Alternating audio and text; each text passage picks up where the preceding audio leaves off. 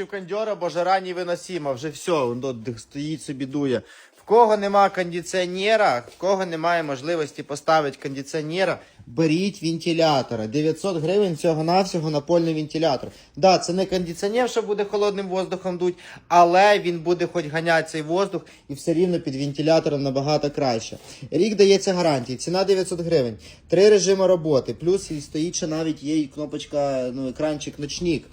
Далі він може крутитися ось так крутиться, плюс кут нахилу, отак нижче або вище, ви його можете собі настроїти. Ціна лише 900 гривень всього-навсього. Так що беріть і не партесь від цієї жари, бо жара вже реально скажена.